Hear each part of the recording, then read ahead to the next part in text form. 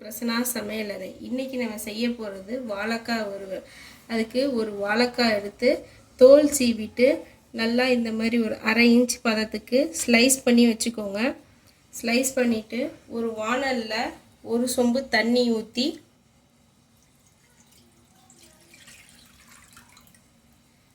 தண்ணி கொதித்து வரும்போது இந்த வாழைக்காவை போட்டு 3/4 வேக்காடு வேக வச்சு எடுக்கணும். இப்போ தண்ணி நல்லா கொதிச்சிருச்சு. நம்ம கட் பண்ணி வச்சுருக்க வாழைக்காவை இதில் போட்டுடலாம்.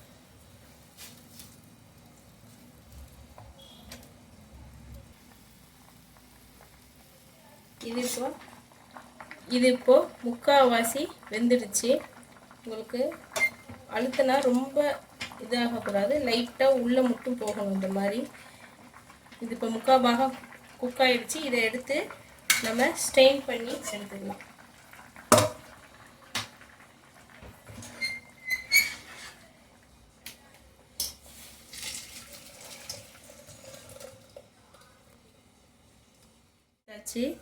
இப்போ கொஞ்சோண்டு கருவேப்பிலை பிச்சு போட்டுக்கோங்க. நல்லா குட்டி குட்டியாக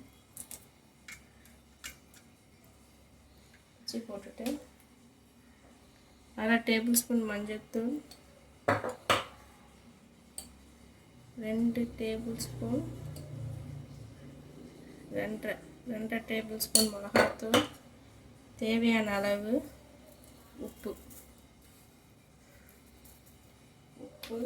வாழைக்காய் வாய்வு, அதனால் நான் கொஞ்சோண்டு பெருங்காயத்தில் தண்ணி ஊற்றி வச்சுருக்கேன். கட்டி பெருங்காயத்தில் அது கொஞ்சோண்டு ஊற்றிக்கோங்க. ஊற்றிட்டு தண்ணி ஊற்றி லைட்டாக தண்ணி ஊற்றுங்க. இப்போ இந்த வாழைக்காய் வறுவலுக்கு மசாலா ரெடி பண்ணியாச்சு. இப்போ இந்த வாழைக்காவை நல்லா இதில் கோட் ஆகிற மாதிரி 2 பக்கம் எல்லா சைட்லையும் தடவிக்கோங்க. நல்லா இந்தமாரி தடவி ஒரு 10 நிமிஷம் ஊற விடுங்க. ஊற விட்டதுக்கப்புறம் ஆயில் போட்டு வறுக்க ஆரம்பிக்கலாம். இப்போ இந்த எல்லா வாழைக்காலையும் மசாலாவை நல்லா கோட் பண்ணி 10 நிமிஷம் ஊற வச்சு எடுத்தாச்சு. இப்போ இதை தவாவில் போட்டு வறுத்து எடுத்துடலாம்.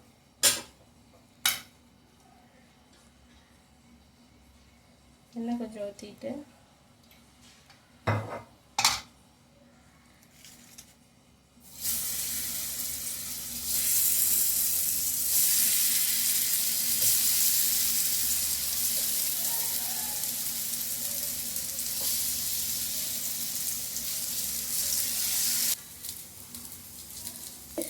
இப்போ பரட்டி போட்டுக்கலாம்.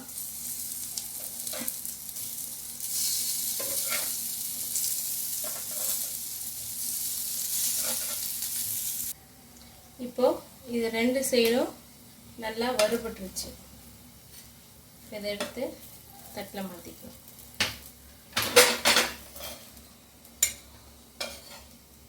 சுவையான வாழைக்காய் வறுவல் ரெடி.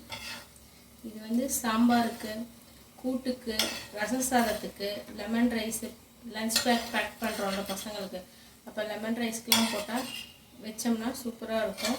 பசங்க அழகாக சாப்பிட்டு வந்துடுவாங்க. இப்போ டேஸ்டியான வாழைக்காய் வறுவல் ரெடி. நீங்கள் இந்த டிஷ்ஷை உங்கள் வீட்டில் செஞ்சு பார்த்துட்டு என் சேனலுக்கு லைக் பண்ணுங்கள், ஷேர் பண்ணுங்கள், சப்ஸ்கிரைப் பண்ணுங்கள், பெல் ஐக்கானை கிளிக் பண்ணுங்கள். அப்போ தான் நான் போடுற வீடியோ உங்களுக்கு உடனுக்குடனே வரும். தேங்க்யூ.